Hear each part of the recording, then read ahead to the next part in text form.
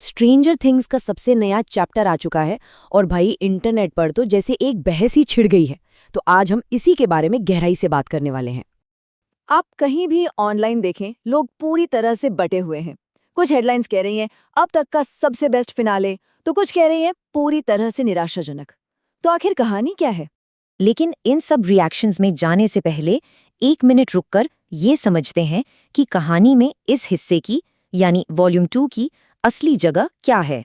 इसे ऐसे समझिए जैसे किसी बहुत बड़ी कहानी की किताब का वो बीच वाला हिस्सा, जहां बड़े क्लाइमैक्स से ठीक पहले सब कुछ सेट हो रहा होता है। तो ये ना तो शुरुआत है और ना ही असली अंत।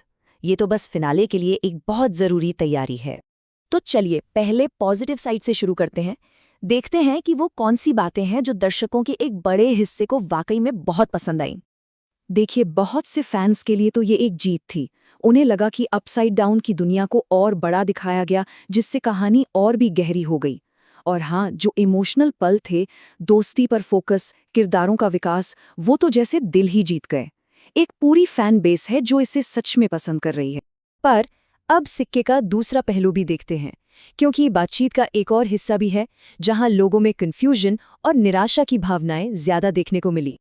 बहुत सारे दर्शकों की जो सबसे बड़ी शिकायत थी वो ये कि कहानी बहुत धीमी लगी। उनके हिसाब से बड़े एक्शन सीन्स के बजाय सिर्फ बातें ही बातें थीं।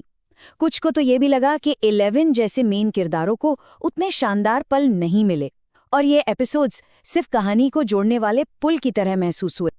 यहाँ एक बहुत ही दिलचस्प बात सामने आती है। कई फैंस को लगा कि एपिसोड्स जल्दबाजी में थे, लेकिन उसी वक्त बहुतों को लगा कि प्लॉट बहुत धीमा था। अजीब है ना? शायद इसका मतलब ये है कि किरदारों के आपसी पलों को जल्दी जल्दी दिखाया गया, जबकि ओवरऑल कहानी कहीं आगे बढ़ ही नहीं रही थी। और आलोचनाएं सिर्फ यहीं तक सीमित नहीं है। कुछ रिव्यूज में तो ये भी कहा गया कि इस बार एक्टिंग या राइटिंग उतनी मजबूत नहीं लगी। और एक और पक्की बात, पिछले सीजन्स के मुकाबले इस बार ऑनलाइन ऑडियंस स्कोर में भी गिरावट आई है। जैसा कि यहाँ साफ दिख रहा है, पिछले सीजन्स के लिए स्कोर लगातार ऊपर थे, लेकिन इस वॉल्यूम 2 के आते ही स्कोर में एक साफ गिरावट देखने को मिली, जो शो के लिए एक रिकॉर्ड निचला स्तर है। तो इन दोनों तरफ की बातों का आखिर मतलब क्या निकलता है? सीधी सी बात है, ये सब कुछ सेटअप के बारे में था। इस वॉल्यूम को आप उस पिक्चर बुक के चैप्टर की तरह देख सकते हैं जो बड़े ग्रैंड फिनाले के लिए जमीन तैयार कर रहा है। ये वो हिस्सा है जहां किरदार आपस में बात करते हैं, अपनी दोस्ती को मजबूत करते हैं और आने वाली बड़ी लड़ाई के लिए कमर कसते हैं। इसका सीधा सा मतलब ये है कि वो असली बड़ा एडवेंचर जिसका हर किसी को इंतजार था, वो तो अभी हुआ ही नहीं। और यही इस पूरी बहस की जड़ है।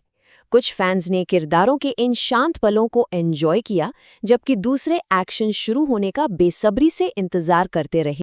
तो अब सवाल ये उठता है कि आगे क्या होगा और अब असली फिनाले से क्या उम्मीदें हैं? इतने लंबे सेटअप के बाद जाहिर है फैंस की उम्मीदें अब आसमान छू रही हैं। उन्हें चाहिए बड़े धमाकेदार फाइट सीन्स, उन सभी सवालों के जवाब जो महीनों से अटके हुए हैं, और हाँ, कुछ ऐसे हैरान कर देने वाले एंडिंग जो सबके होश उड़ा दें।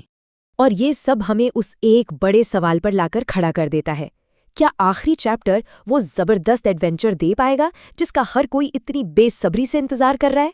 खैर, ये तो अब वक्त ही बताएगा।